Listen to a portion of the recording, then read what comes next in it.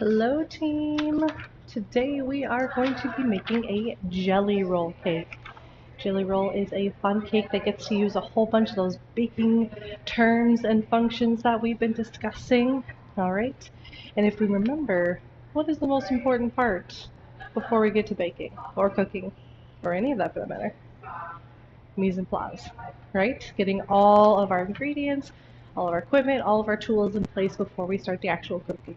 Well, how do we know what we're going to need, right? The first step, one of the most important steps, is making sure we look over our recipe before we get started, right? We're going to use the 7 types of recipes that we discussed in our last class to make sure that we have everything else that we need set in place before you get into the cooking. So I see here we have with these 7 steps of recipe, we have our title, jelly roll, we have our yield, our 10 slices, okay? We have our ingredients listed there in order of what we need. And then we have our directions, step by step with time and temperatures. All those are very important to ensure that we're going to get the best possible outcome of our recipe, right? Okay, so first thing I see is that I need to preheat my oven to 375 degrees. So let's go ahead and do that now. Okay, got my oven preheated. Next on my steps, I see that we're going to need to line a jelly roll pan, or by a 15.5 by 10.5 inch, with a 1-inch lip with aluminum foil, and then grease it with shortening. I have my jelly roll pan here. You can see how it has the little 1-inch lip. Okay. So moving our ingredients out of the way. If we have just a smaller pan, maybe a couple inches smaller, that's gonna be okay. But you want to have the kind of low lip like this one. So you don't want to have a full-on big baking pan. Give me 1 second, guys. We got a friend joining me here. Apologies there, guys. We had a wasp trying to join our kitchen today. Everybody, no cake for you. Okay, so it says that we need to line this with aluminum foil. So I got my aluminum foil out here. Go ahead and spread it the length of the pan. You have a little bit extra. That's okay. Now carefully try and avoid any rips. Go ahead and tuck aluminum foil all the way around the corner. We have a lot extra here, so I'm going to go ahead and rip that off. Making sure still leaves enough to cover the whole thing. I kind of press in.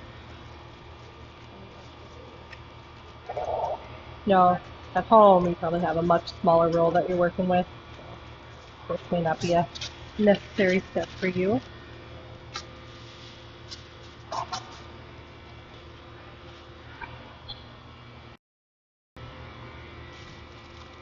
Apologize, that little critter really wants some of this cake. You can blame him. Okay. Remove some of the excess there. Now we're going to go back in and just make sure that it's all the way down. Tucking into those corners.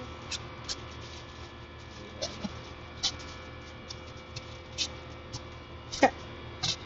So next we have to grease it. So it calls for shortening. I have Crisco here, but you could use any generic or off-brand, whatever you have at home. A couple different ways that you can do so. You can either use a pastry brush, one of the cooking tools that we talked about. Alright, you can just dip this on in, spread it all around, clean tool, clean container. I can just continue dipping as I want to. Or another option is you can take a Ziploc bag, kind of put it over your hand like a glove, dip it on in there, pull it out, and then smear it around while it's on our hand. You know, clean Ziploc bag, clean container, you can do so. So I'm going to go in with a pastry brush, a bunch of this Crisco. I'm going to gently spread it across the whole thing. And I say gently because you really want to try and work hard to not cause leaks. you do get a small rip here and there, maybe try to use some of that extra tin foil to fill it in, or maybe fill in that spot with a little extra shortening. Just want to make sure it's well oiled all the way around to prevent any sticking, because when we're taking this cake out, we really want to try and get it out in as perfect, as whole of a form as we can, so we can really get that best roll, right? We eat with our eyes first, so we want a beautiful, compact cake. Clean, washed hands. I'm going to just go on my brush a little bit.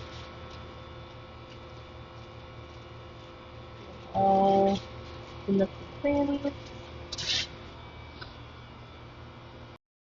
Here, doing a quick double check, make sure everything looks properly covered. A little bit more in the middle here.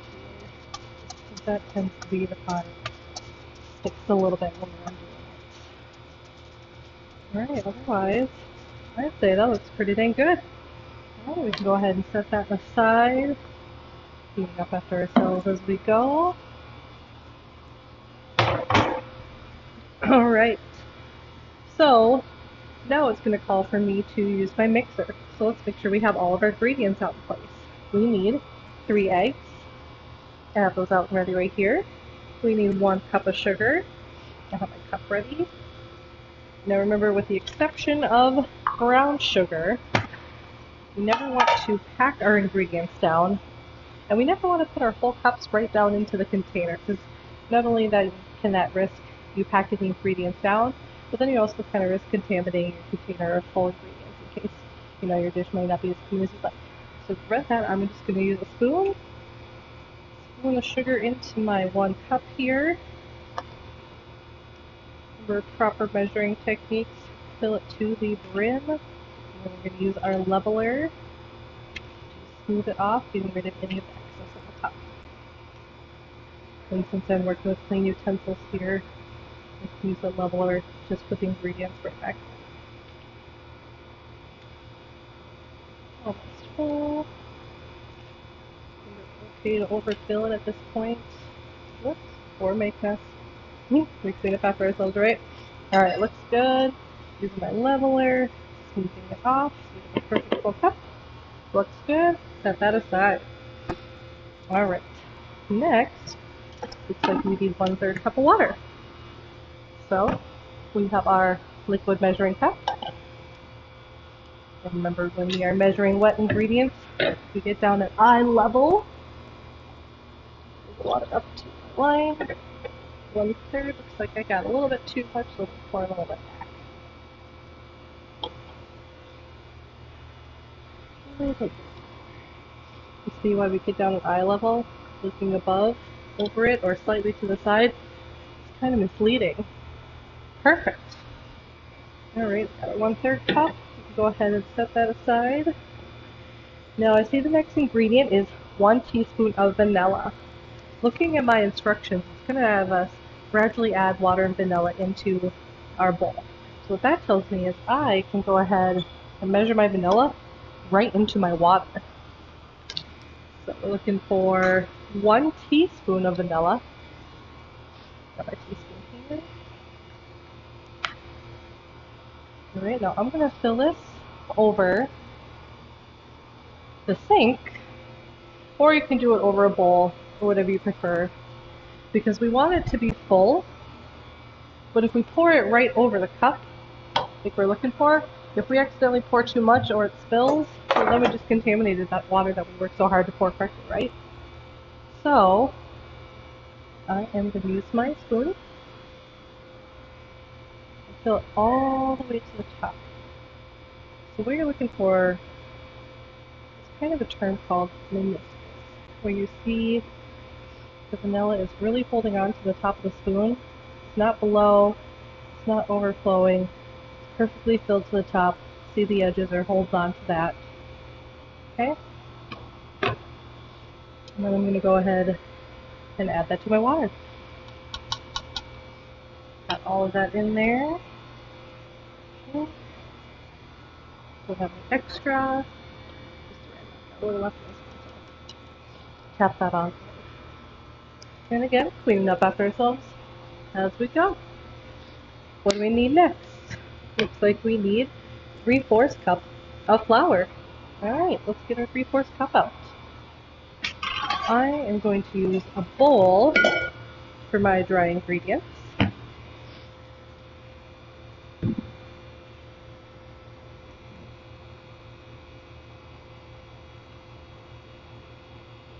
Open up.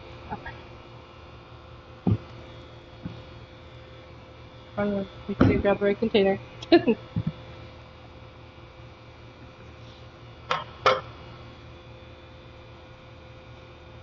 Okay, 3/4 cup. My set only comes with 1/4 cup, so I'm just going to do the 1/4 cup 3 times. Using my spoon, not packing it down, lightly filling it till it's full. Using our leveler, getting excess back into the container. Okay, so we got 1.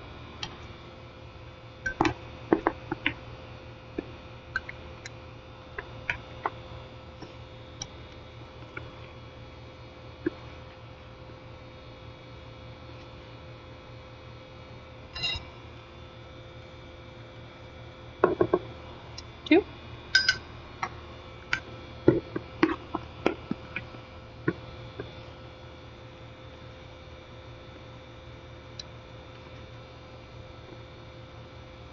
Running a little low on my flour here.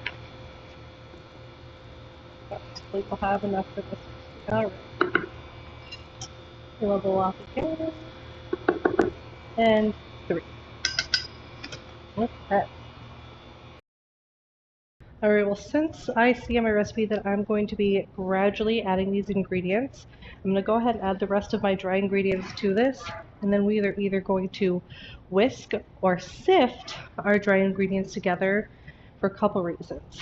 So first of all, doing so helps to ensure that all the ingredients are properly mixed together. So when you have that cake, you're not going to have pockets that maybe have more baking soda or flour or salt than the other.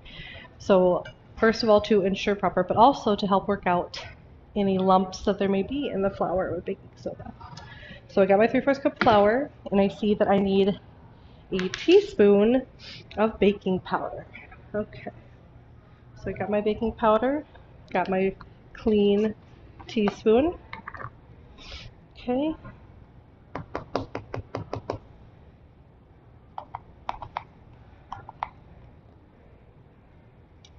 Let's level that off to make sure we only have what we need. Right into the bowl.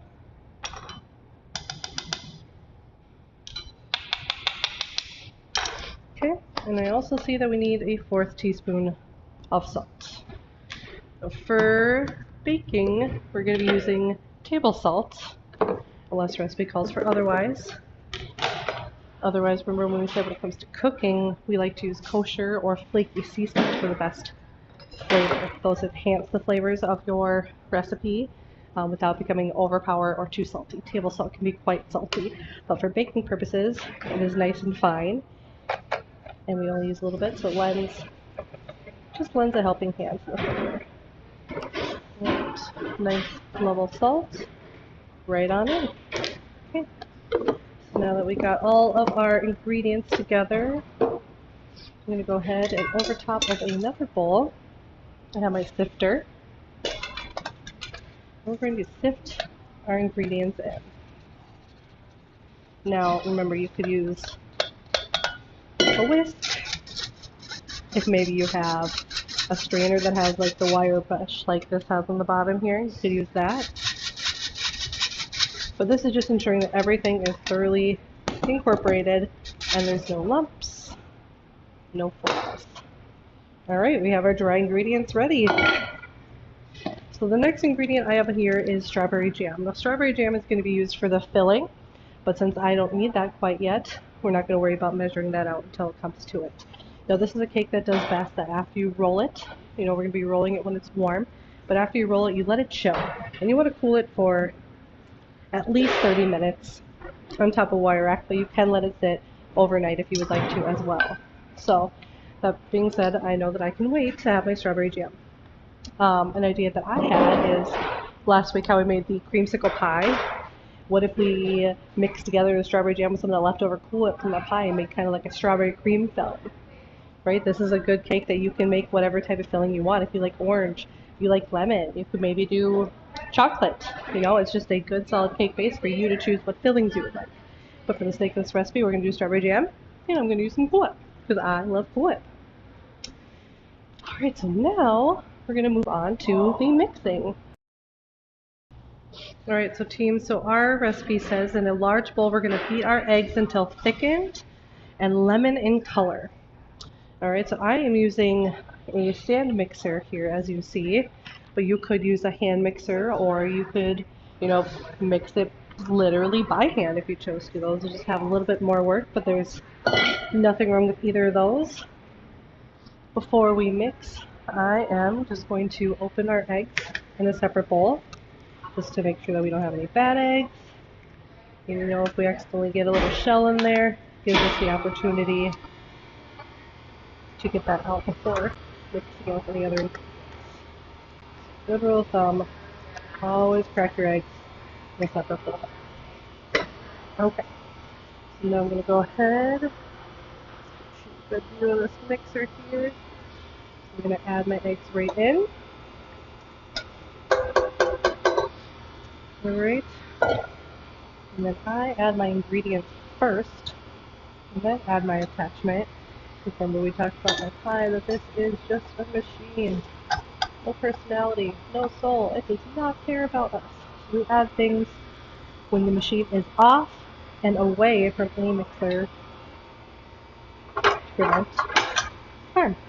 Okay, so we got our eggs in there, and we are going to beat them. So that means that I want this at a high speed. Okay. Now we're just going to let that look or work until it thickens and becomes lemon in color. You'll watch it as it goes. Gradually starts to change the texture from the runny, naughty type looking eggs. And slowly turn into beautiful yellow lemon type looking eggs.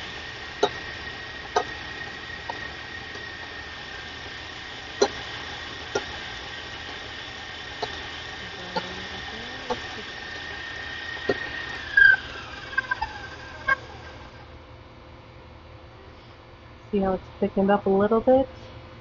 Not quite where we want, it's a little runny, so let's put it a little bit.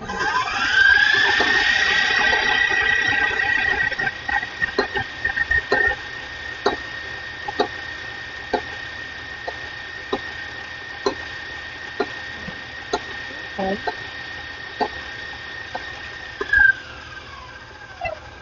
There we go.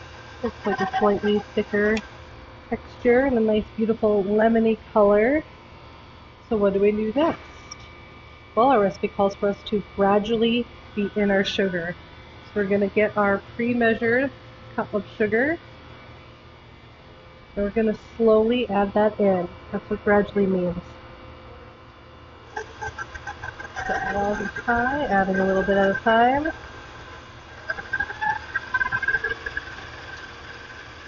Slowly incorporate it, add a little more.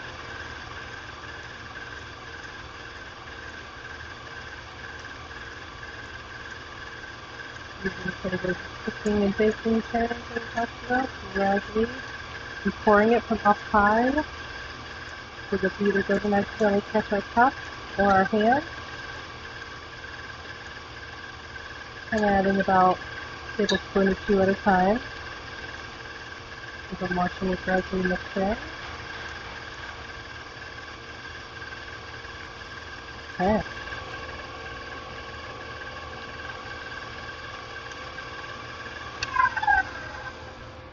We're going to scrape the spatula. And we're going to get any sugar or egg. Kind of come around the edge of the bowl, making sure everybody joins our party here. Okay.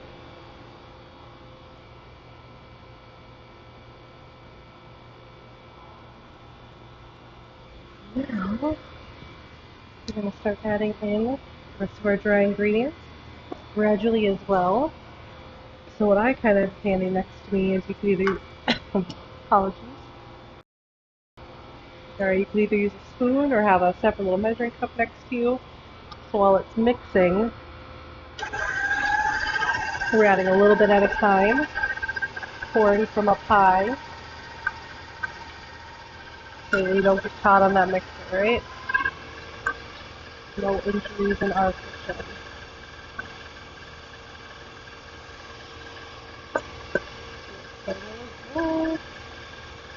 Yeah, the texture kind of starts to change. And a little bit, so go incorporated.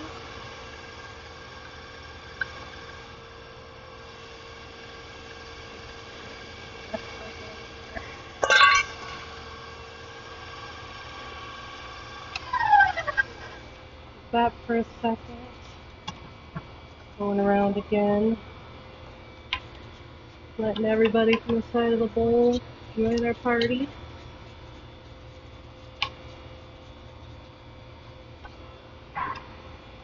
Using my paddle attachment to scrape off my blade. All the way down there so in case there's any lumps, chunks on the bottom. Those are getting in there too.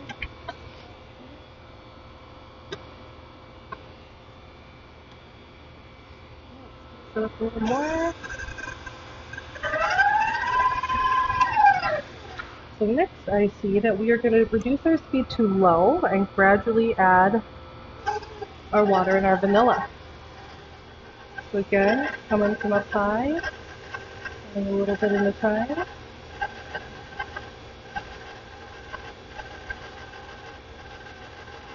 That mix and place is really incorporated.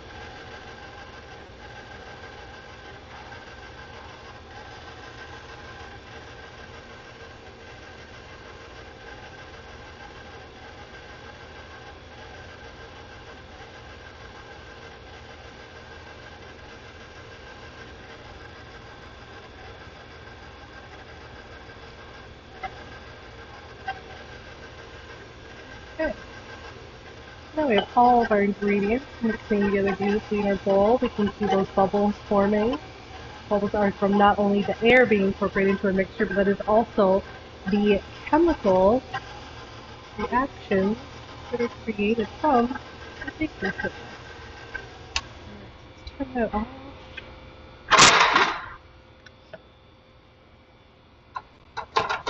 Gotta excited to drop in that bowl. One more time.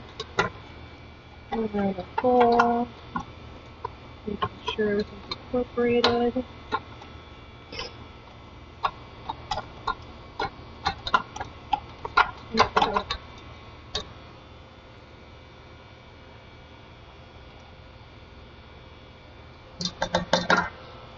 Cleaning up as we go. Alright, so next, our recipe calls for us to pour into pan and spread into our corners. So let's go ahead and grab our pre-greased aluminum lined jelly roll pan. Okay.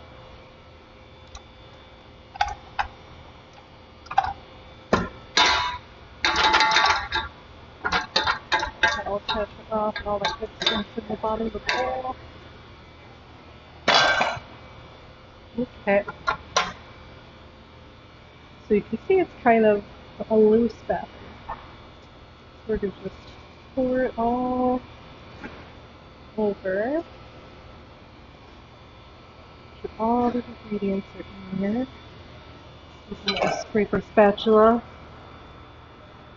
Get all the rest of that batter out of the bowl. We want every last ounce of it.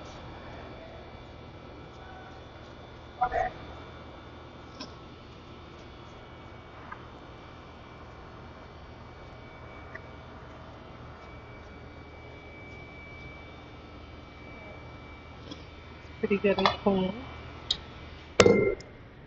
So now we're just going to kind of tilt our pan, moving that batter into all the corners.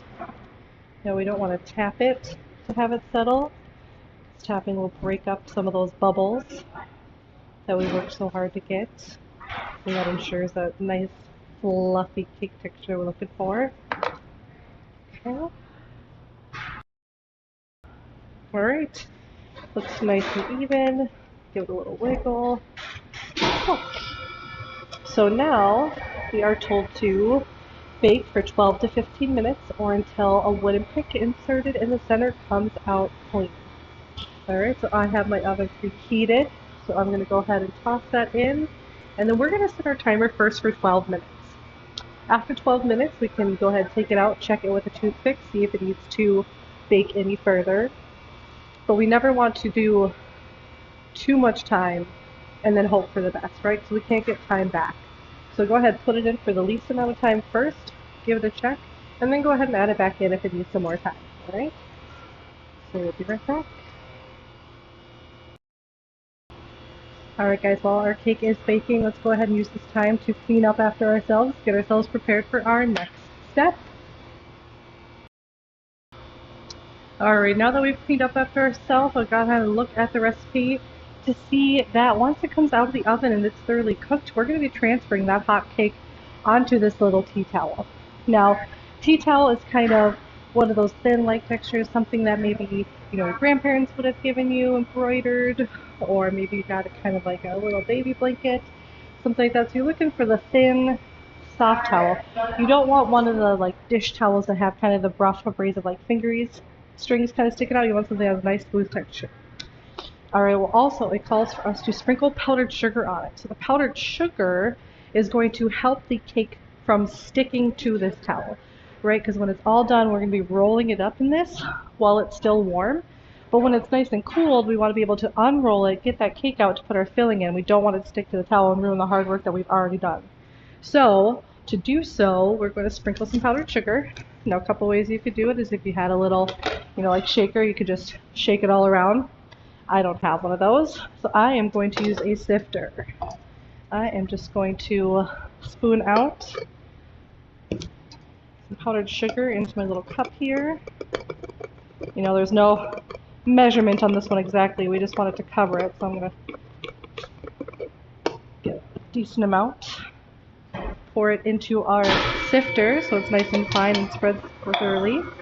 I'm just going to go all around this towel, covering it in powdered sugar until I'm satisfied. And then you kind of know about how big your cake is going to be. So you just want to make sure that powdered sugar is covering the area slightly bigger than your cake. So when you lay it out, the cake should fit on here and there should still be some powdered sugar around there. Now it looks pretty good to me, but for safety purposes, just get a little more. Why not, right? And we'll kind of spills out as we're pouring it in there.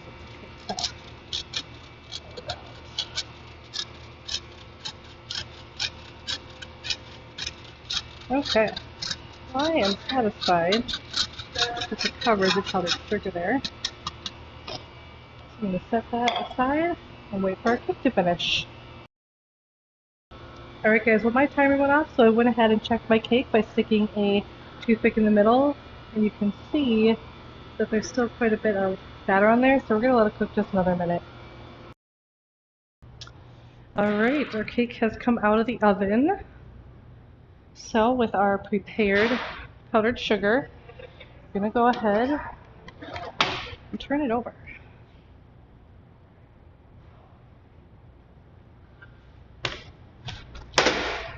Okay. Take the pot, head off.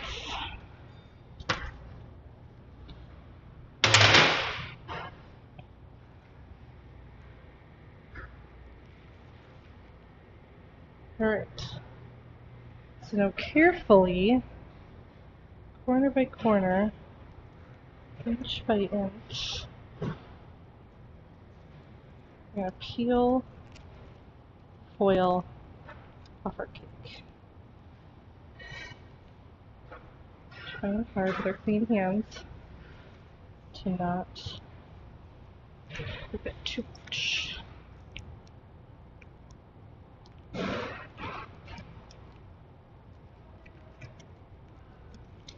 Remember making sure that we have thoroughly washed our hands every step of the way.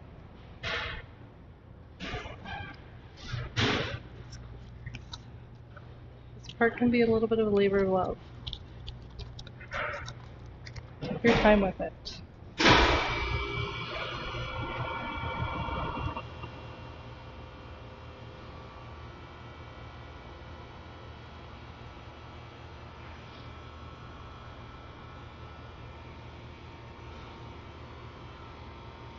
Now my toothpick came out clean, so if you wanted to, you could even leave this in here for a little bit longer, just to develop a little bit of a more golden color.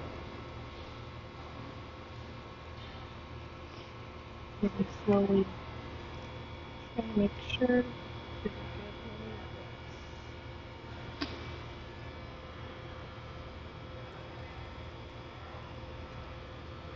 this. We are working with a hot product, so you are welcome to put on gloves.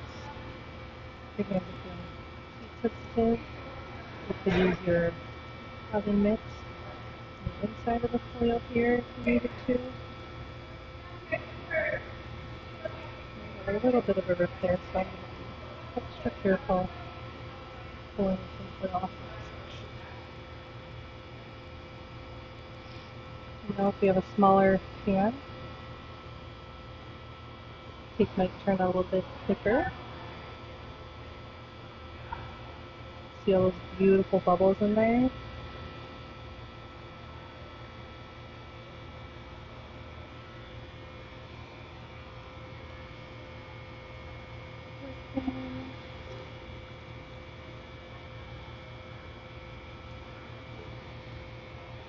So, why is it important that we roll it when it's still hot?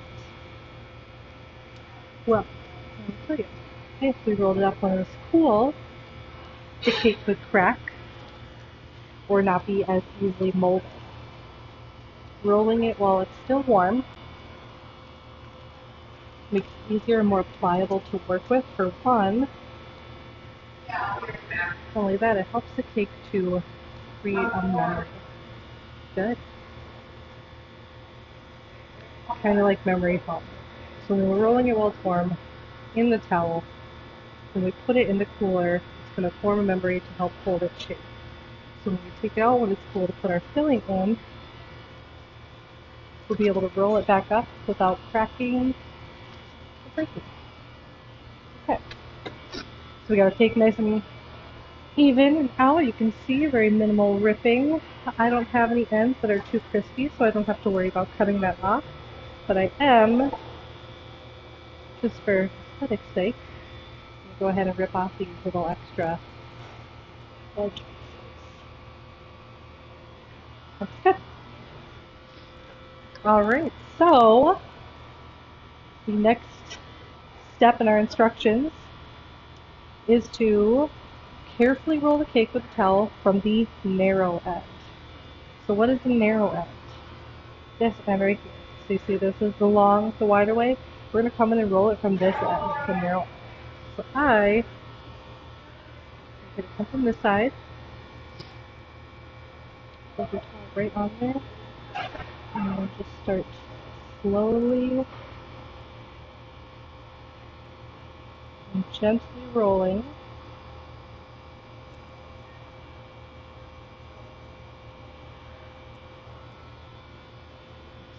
Whole cake in the towel. Of course, I laundered this towel before we used it, just like our hands and our equipment, making sure everything is sanitary and clean before we work with it. So we got it all rolled up. Just gonna wrap up the ends, make it look nice and neat. Now that we have that, we're gonna go put it on a wired rack and let it cool for at least 30 minutes. Alright, you can refrigerate it up to overnight, which is what I'm going to do. So we're going to put this in the fridge, leave it overnight, And then tomorrow we come back and check on it. We're going to unroll it, remove the towel according to instructions, and then we're going to beat our jam with our fork until it's softened. Spread that all over the cake, and then we're going to roll it up again. So you see why it's so important to do it when it's warm, so it holds that memory, easily holds its shape without cracking or breaking. Because we want to be able to unroll it, cover it all over, get the filling as much as we can in there, and re-roll it up again while it's still holding its shape without any cracks or breaks. Alright, so I'm going to go ahead and put this in the fridge, and then we'll come back and revisit it in the morning.